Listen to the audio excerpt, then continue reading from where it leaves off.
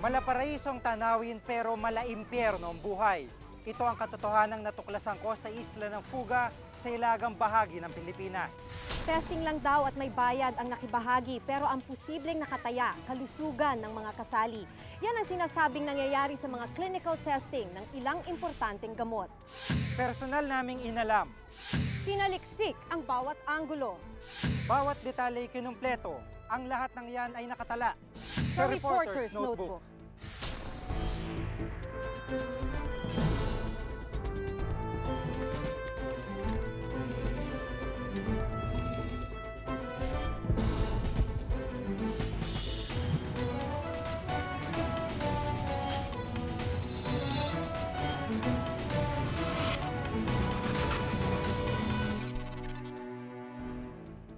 Napakaganda ng Isla Fuga, pero nakatago sa nakabibighaning ganda nito ang mga kwento ng trahedya at ang malungkot na buhay ng mga residente.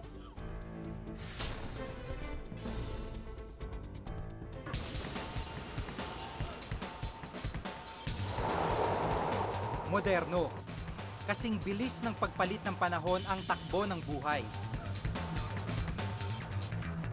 At ang mga tao animoy nakikipaghabulan sa oras para umangat ang buhay. Ganyan dito sa Maynila. At unti-unti na ring humahabol ang ibang lungsod ng bansa. Pero alam nyo ba na may lugar pa rin sa Pilipinas na tila hindi umuusad ang buhay? Mahigit 7,000 isla. Ito ang biyaya ng kalikasan sa Pilipinas. Sa ilagang bahagi makikita ang isang gatuldok na isla, ang Fuga Island. Sinasabing ang isla ay mayaman sa kasaysayan, pero kaunti lang ang nakakaalam nito. Bihira lang kasi itong marating ng mga dayo. Kaya nang malaman ko na may mga kinatawa ng ilang ahensya ng gobyerno na pupunta sa isla, nagpasya akong sumama.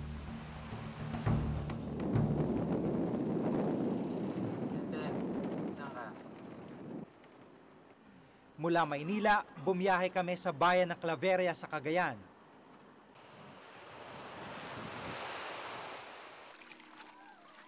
Narito ang mga bangkang maghahatid sa amin sa isla. Nanghiram kaming life jacket sa Coast Guard kasi sabi nila baka malakas daw yung alon. Kaya buti na makasigurado.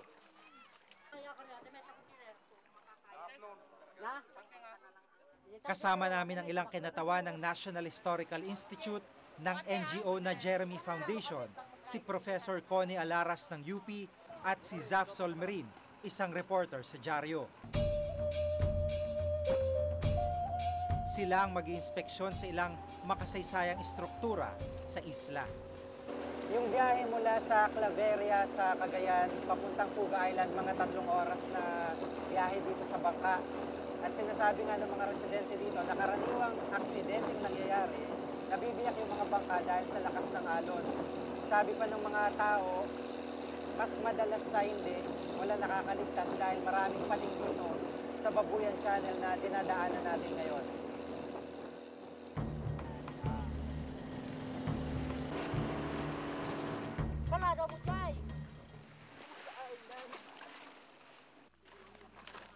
Ganda sana yung Fuga. May simbahan pala dito.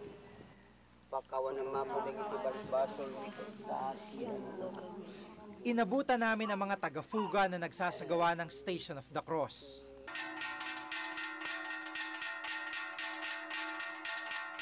'17th century pa nang itayo ng mga paring Dominikano ang simbahang ito sa Sitio Nagilian. Kahit sinunog ng mga pirata, nanatiling matibay ang kanilang pananampalataya. Hanggang ngayon, tila hindi ito nagbago. Katunayan, Latin pa rin ang kanilang dasal.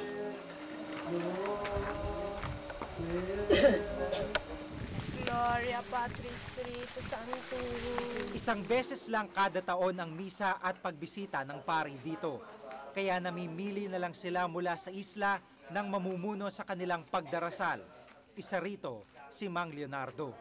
Paano kayo napili na kayo yung magmisa, magdasal?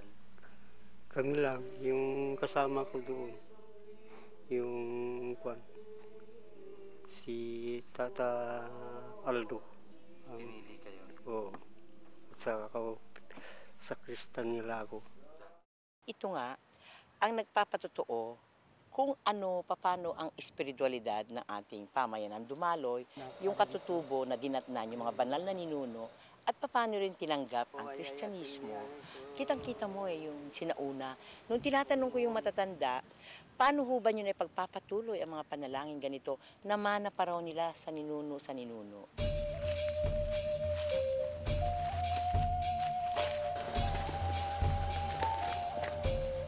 Sa may di kalayuan sa sitio ding iyon, nakita namin ang kuweba ng Nagilian. Parang nakakataas ng balahibo, parang nakakakilabot. Kasi libingan to ng mga ninuno nila. So para sa kanila, napaka-sacred nitong lugar nito, banal itong lugar nito para sa kanila. Kailang tatabunan ng bato.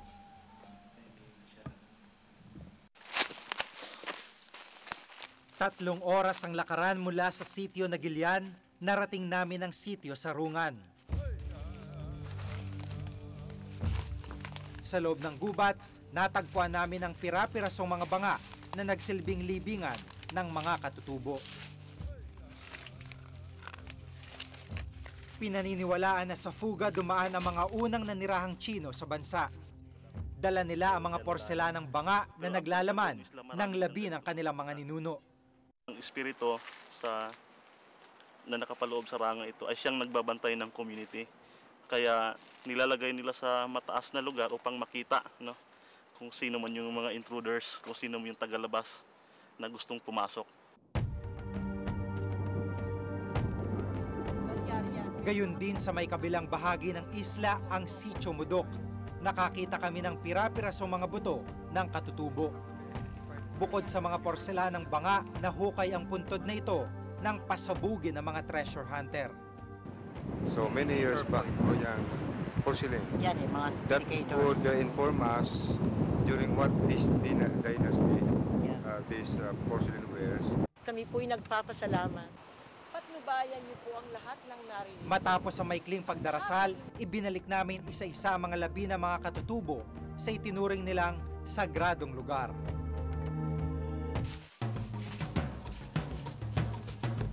Sa loob ng gubat, natuklasan din namin ang malaking istrukturang ito. Ang tawag sa malaking gusaling ito, Villa Vicenta. Sabi ng mga residente dito, ito daw yung tinitirhan nung namumuno ng Fuga Island noong panahon ng Kastila. Kaya lang mukhang tinamaan ng bomba kaya nagkasira-sira na. Pero pa rin natirang parte nitong gusaling ito. Parang kulungan ng tigre kung kwento naman lang matatanda na kung mayroon hindi sumang-ayon sa patakaran nila, ilalagay dyan. Bahala yung tigre na kumain sa kanila. Si patakaran nino? Mga naunang tao rito. Sa kabila ng kagandahan at yamang kultura ng Fuga, malalim ang sekreto ng isla.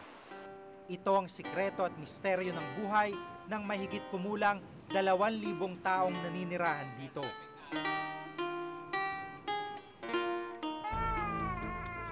Buhay at kamatayan sa Isla Fuga sa pagpapatuloy ng Reporter's Notebook.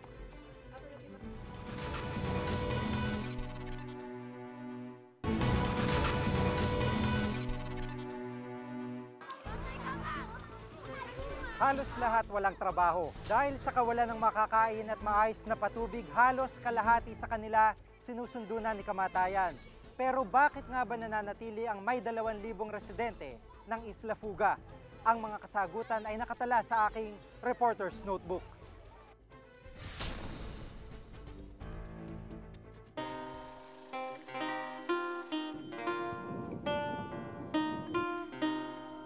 Simple ang buhay sa Fuga. Walang krimen, walang gulo. Ang mga tao madaling makapalagayan ng loob, maasikaso sila at matyaga. Pero sa kabila ng kabutihang ito, marami rin ang problema.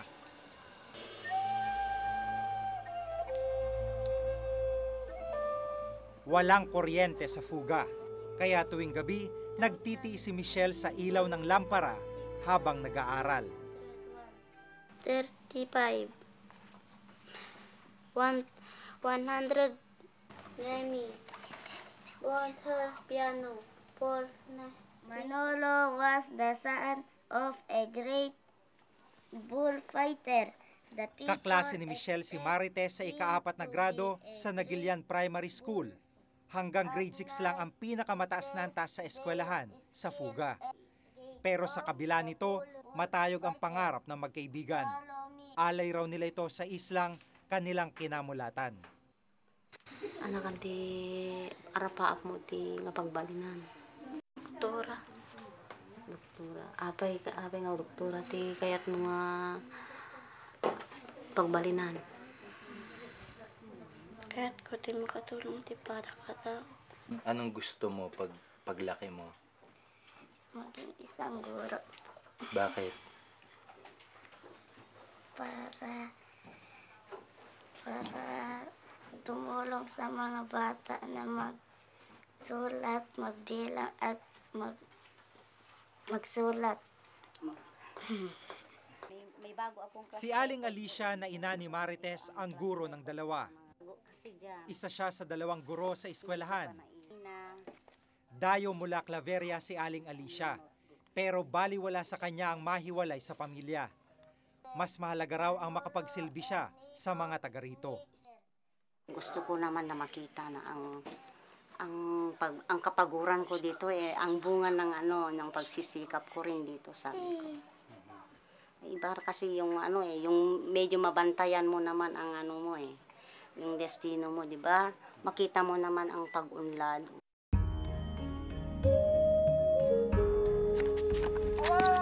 Sa Fuga Island may basketball court at waiting shed, pero walang kalsada. Kaya walang humpay na lakaran ang pagtawid sa malalayong sitio.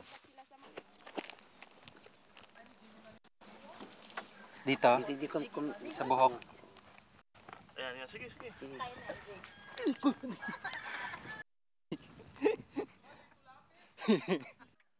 Ang pangunahing sasakyan dito, mga kabayo at kalabaw. Wala ring ospital sa isla ng Fuga. May health center, pero nadiskubre namin ang mga gamot mula sa mga donasyon ibinebenta ni Ruby, anak ng barangay kapitan. O yung mga gamot niya dito? Ay, inuwi ko po sa bahay namin kasi hindi naman dito baka nakain yung mga gamot. Nang bisitahin namin ang kanyang bahay, nakita namin ang mga nakaimbak na donasyong gamot. Kunti lang naman yung ipinapatong namin na para meron kaming, para mas maipalakain namin pagkatapos ibibili namin ulit ng mga gamot sa sa Claveria. Madalang pa sa patak ng ulan ang pagbisita ng doktor dito. Kaya umaasa lang ang mga residente kay Mang Seveniano, isang albularyo. Pero ang albularyong tulad niya, tinatablan din ng sakit. Nakiusap siyang isabay namin siya pag-alis para makapagpagamot sa Claveria. Claveria ho. Bakit po? Pagpapagamot sa ulcer. Bakit po ngayon lang kayo nakaalis? Kasi walang sakyan na nagpunta ko sa Claveria. Kasabay po kayo sa amin. Opo. Ayon sa barangay, 50% ng mga sanggol na ipinapanganak namamatay. Katunayan, umaabot sa 40 bagong silang ang namamatay kada taon. Ang sanggol na ito hindi mapatahan. Kumikirot ang sugat sa kanyang mga paa. Hindi alam ng kanyang magulang kung ano ang tumubo rito. Ang kanyang mga kuko, isa-isang nanlalaglag. Sa albularyo, pinapakita namin, pinapagamot, ganun. Wala naman, matakot naman akong pumunta ron sa Claveria. Pero nga, pagamot ko siya, lakas na naman ang alon.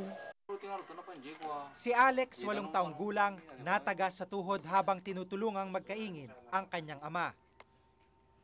Ilang oras pang nakakalipas, nilagnat na ang bata. Inalok namin ang kanyang ama na dalhin siya sa Claveria para magamot, pero tumanggi siya. wala raw siyang pera. Wala rin silang pambili ng gamot na ipinagbibili ng anak ng kapitan para sa mga tulad niyang nangangailangan. Kaya marami sa mga taga-fuga ay umaasa na lang sa mga halamang gamot. Ang mga simpleng sakit gaya ng katarata at pagkaduling parang habang buhay na parusa. At dahil sa kawalan ng mga matinong medikal na pasilidad, kilalang kilala na ng mga taga rito ang mukha ni kamatayan. Pag may sakit na po kami dito, kung ganito ang malakas ng alon, sir, hindi na namin maitatakbo sa labas kasi iniintay na lang po namin na namamatay. Tila mahirap pa nga sa daga ang buhay ng mga taga-fuga, lalo pa itong pinalala ng kawalan ng trabaho sa isla. Kaya marami sa taga rito ay nagkakaingin para mabuhay lang. Sa kanilang pananim nanggagaling ang pagkain sa bawat lamesa. Ang masaklap nito, hindi pa rin nakakabawi ang isla sa pananalanta ng mga bagyo noong nakarang taon. Itinumba ng bagyo ang kanilang mga palay. Kaya si Julie at ang kanyang pamilya, gabi ang pananghalian. Mahirap po ngayong taon na to. Ang buhay namin dahil nasira yung palay namin, wala kaming naani. Kahit man lang isang sako, wala. Nasira lahat. Pero higit pa sa kalam ng tiyan, ang problema ng isla ay may mas malalim pang pinag-uugatan. Sa mga dokumentong aming nakalap, Fuga Island Holdings Incorporated ang nagpapakilalang may-ari ng Fuga Island.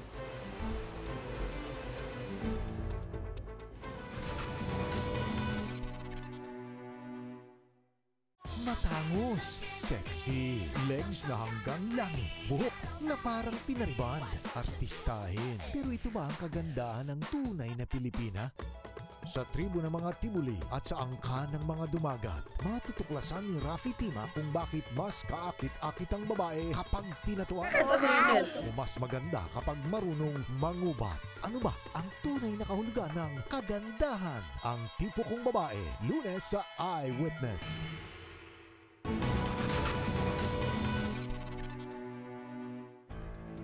Nang magpunta ako sa Fuga Island, napatunayan kong hindi pala biro ang mabuhay doon. Mayaman man sila sa kultura, salat naman sila sa serbisyo at mga pagkakakitaan. Ang kanilang lupang tinatapakan patuloy na nagiging sanhi ng kanilang pagkakagapo sa kahirapan.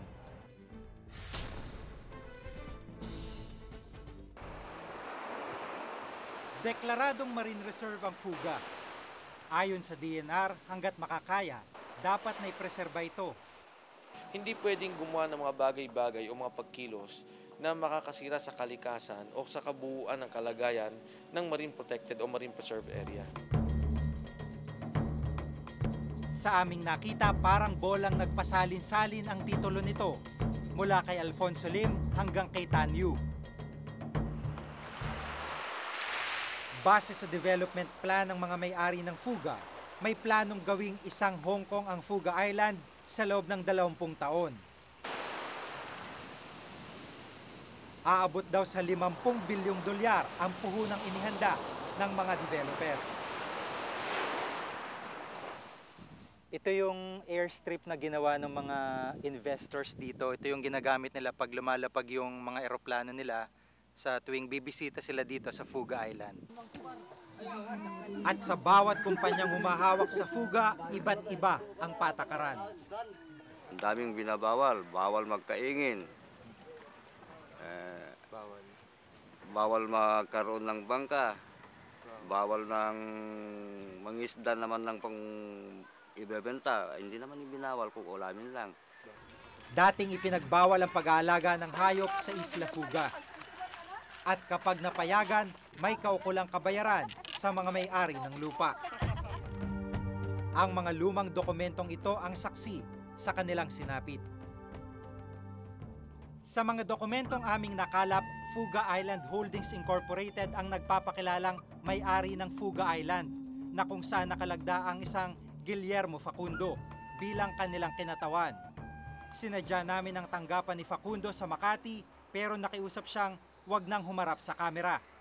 Maliwanag ang plano nilang gawing tourist destination ang Fuga, Pero kung anong plano nila sa mga residente nito, hindi daw nila masasagot sa ngayon. Tila pinagkaitan sila noon ng kabuhayan dahil sa mga patakaran ng kumpanya.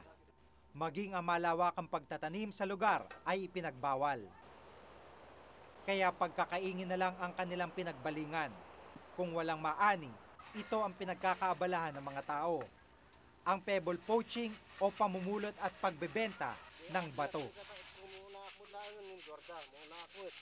Meron naman po kaming kaingin na tinatrabaho ng asawa ko. Ako naman nagaganito para maibili kami. 7 piso ang kinikita nila sa bawat lata. 30 pesos bawat sako. Pagdating sa Claveria at Apari, naibebenta ito ng mga middleman sa halagang 200 piso bawat sako. Pero ang itinuturing nilang kabuhayan, minsan buhay ang katumbas. Kailan may namatay na pagdadala nito? Nung January 16, sir. Ay, ano po? Yeah. Lumubog yung bangka daw, sir.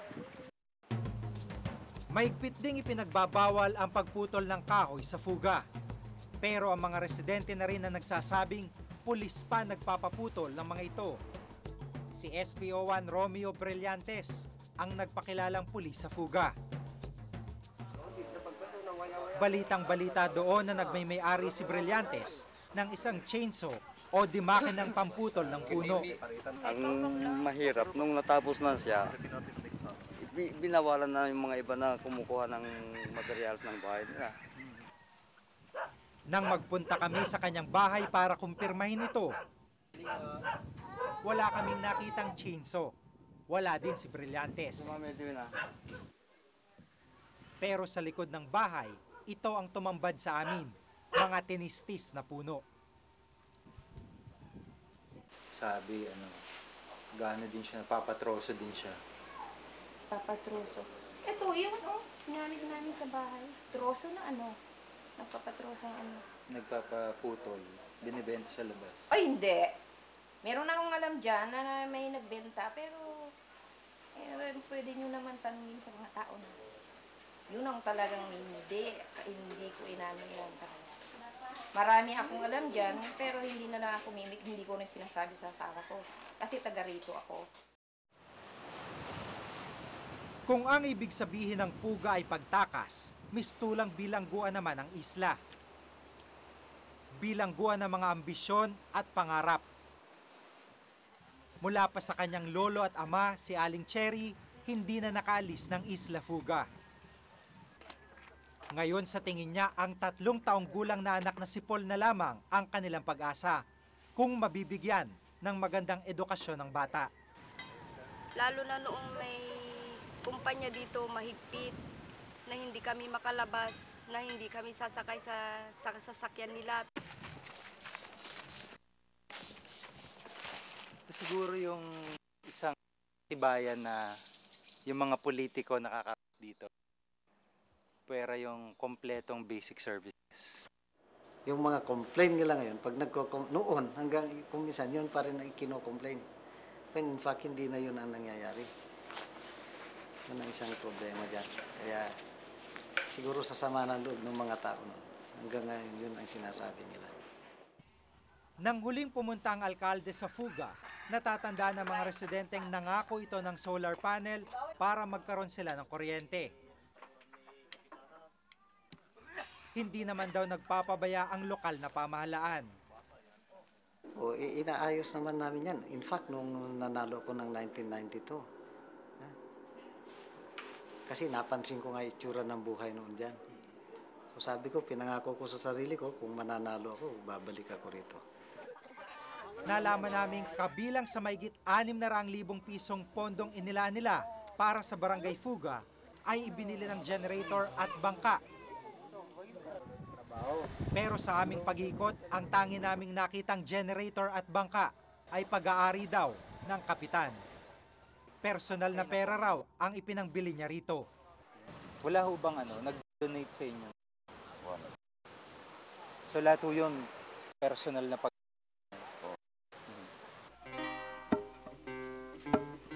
Sa kabila ng hirap ng buhay, may isang bagay akong hinangaan sa mga taga-Fuga. hindi sila nawawalan ng pag-asa. Ako nananalangin na lang po ako sa Panginoon. Sana pagdating ng araw, giginhawa rin ang islang ito dito sa Puga. Ang paninirahan sa Fuga ay isang matinding pagsubok. Napatunayan namin ito nang biglang lumakas ang hangin at kumapal ang ulap. Hindi kami nakaalis ng isla. Sinikap naming humingi ng tulong. Mula sa isang bahagi po ng Pilipinas kung saan walang kuryente, walang ospital, walang edukasyon ang mga tao, Fuga Island, bahagi ng Babuyan Island, si Jiggy Banicat ng GMA News. Jiggy, magandang umaga. Magandang umaga dyan, Jiggy. Magandang umaga sa inyo, Mang Mike. At nandito nga tayo, ito ay ikalawang araw ng pagkaka-stranded namin dito sa Fuga Island dahil ayaw ng bumiyahe ng mga bangkero. Sa sobrang lakas ng alon at hangin dito. Nang umayos ang panahon, agad kaming bumiyahe. Kasama namin si Mang Severiano, ang albularyo ng isla, na magpapatingin sa doktor sa Claveria. Thank you. Thank you.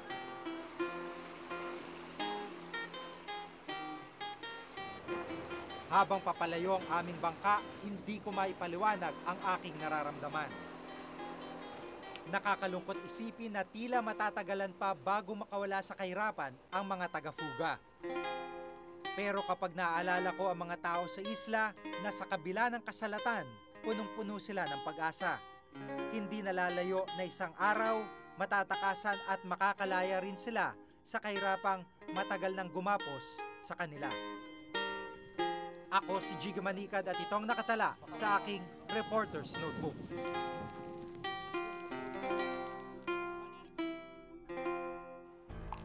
Eksperimentong may banta ng kamatayan para mabuhay ang iba. Ang mga detalye sa pagpapatuloy ng Reporter's Notebook.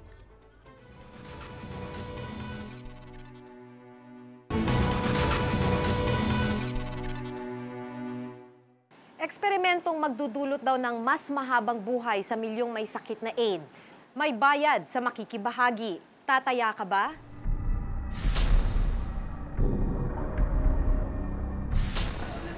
Shampoo, deodorant, facial cleansers. Bago pa natin mabili ang ilang karaniwang produktong tulad nito, dumadaan muna ang mga ito sa mahabang proseso. Bahagi ng proseso nito ang testing kung saan minsan tao ang pinag-eksperimentohang gumamit ng mga produktong ito. Maaga pa lang naghahanda na si Aling Clarita. Sideline niya ang pagiging test subject sa mga bagong produkto. 3 taon ng profesional na human guinea pig si Clarita. Sa kanya tinitesting ang ilang produkto na ilalabas pa lang sa merkado. Nasubukan na niya halos lahat ng produkto. Sa kilikili, tapos sa buhok, at saka sa mukha. Pinagkakakitaan din ni Aling Clarita ang mga testing na ito. 20 pesos ang bayad sa kanya tuwing sumasalang siya sa eksperimento ng shampoo. 350 piso naman sa 4 na araw na testing ng mga bagong deodorant. At may gift pack pa kung facial cleanser ang kanyang susubukan. Kung doon ka lang sa lugar nyo, wala kang kikitain na ganun. Pakipag-chismisan. Doon, may merienda ka na. May pera ka pa. Ang Unilever ang isa sa mga kumpanyang nagsasagawa ng mga human testing. Mahigpit daw ang proseso ng pag-eeksperimento ng mga bagong produkto. Actually, it's a Unilever policy na lahat ng produkto bago dumapo sa balat o sa buhok ng mga tao, we make sure that it's actually safe dermatologically, environmentally. We actually have a global safety regulation board which is based in our headquarters in London, together with all the global technology centers around the world. And we ensure that we actually get a certificate from them before we can proceed with any consumer testing or before we can actually launch a product. Pero minsan, hindi maiwasan na sa mga ganitong eksperimento, nagkakaroon ng di magandang epekto sa mga test subject. Tulad na lang ng nangyari kay Risa, kaibigan ni Aling Clarita. Matinding pangangati ang inabot niya nang magpahid siya ng astringent na tinetesting sa kanyang pisngi. Pag-apply pa lang, mararamdaman mo na na mahapde, tapos sa kabila hindi. Ayon sa Unilever, sa mga ganitong pagkakataon, may sarili silang mga doktor para bantayan ang mga test subjects sakaling magkaproblema. We even, have an internal clinic with expert doctors to actually see their state and everything like that. But those cases are very, very minimal. But that's a separate segment. Sinisiguro din daw ng kumpanya na ang produkto na kanilang ipinapasubok ay ligtas at dumaan sa kamay ng kanilang mga eksperto. Kung tutuusin, simpleng kaso lang ang dinanas ni Risa. Meron kasing ginagawang human testing sa bansa na lingid sa kaalaman ng karamihan. Si Emily, HIV positive. Desperado sa paggaling kaya minabuti niyang maging human guinea pig. Nang time na yon, hindi. Ang inisip ko, kapag sakaling may mag-aalok sa akin, nasubukan ang mga bagay-bagay na makakapagpagaling, gagawin ko. Ano una-una mo sinubukan? Capsule. Ano yung capsule na yun? Hindi ko siya alam kung anong klaseng capsule yon. Basta sa akin lang yung makakatulong at makakapagpagaling sa akin. Ayon kay Emily, hindi pinaliwanag sa kanya kung ano ang maaaring maging epekto ng kapsulang ininom niya. Ang alam lang niya, galing ito sa isang dayuhang kumpanya at eksperimental na gamot umano ito sa HIV. Bagamat may nakausap kaming ginawang human guinea pig, walang impormasyon ng DOH na may mga international pharmaceutical company palang nagsasagawa sa Pilipinas ng mga pag-aaral ukol sa bagong gamot para sa HIV at AIDS. Wala pa tayong international pharmaceutical company na interesado dyan. Pero palagay ko, mas mabuti tayo nang gumawa ng research na yan para yung datos atin na rin at tayo na rin magpalaganap. Ang Department of Health. Sa ngayon, wala raw talagang malinaw na batas sa Pilipinas tungkol sa testing ng mga gamot at produkto sa mga tao, ayon sa Philippine Council for Health Research and Development ng Department of Science and Technology. May mga set protocols talaga yan. May mga methodologies na acceptable to a community of researchers. So, hindi basta-basta kung anong proseso ang gusto mong gawin, ay gagawin mo na. Walang yung law or yung body of jurisprudence. Ayon pa sa kanya, dapat ay may written consent o kasulatan ng pagpayag mula sa mga taong sasailalim ng testing. Kinakailangan ring ipaalam sa mga human subject ang anumang side effects na kakabit ng paggamit ng mga bagong produkto. Maging ang mga mambabatas, aminadong walang malinaw na regulasyon tungkol sa clinical testing. I am not aware of any law regarding clinical testing of any drugs. Hindi rito nagtatapos ang kalbaryo ng mga taong desperadong makahanap ng lunas sa kanilang mga nakamamatay na sakit. Marami sa kanila kumakapit na sa patalim, may salba lang ang sariling buhay. Ako si Maki Pulido at ito ang nakatala sa aking reporter's notebook.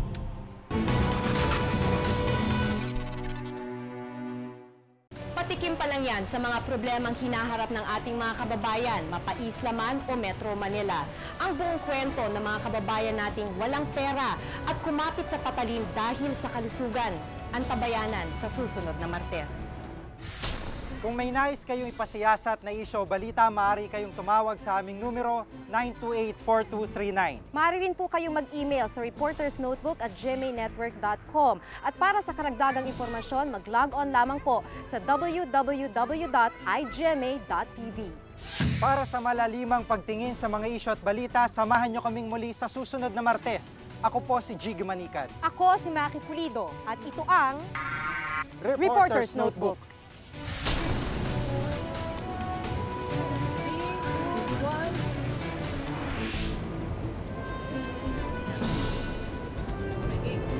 Action, Reporter's Notebook.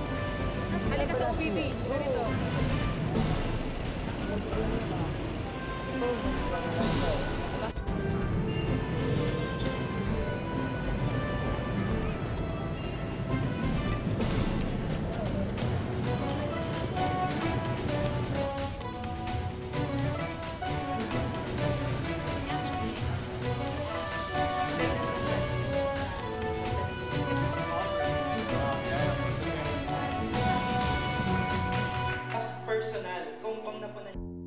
Sa simula't simula, may okasyon man o wala, para sa amin, pangarap ng bawat Pilipino ang pinakamahalaga.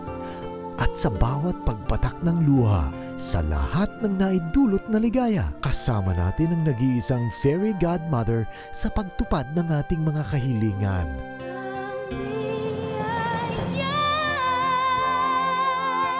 Sa kauna-unahang wish granting program sa telebisyong Pilipino, Wish Ko Lang.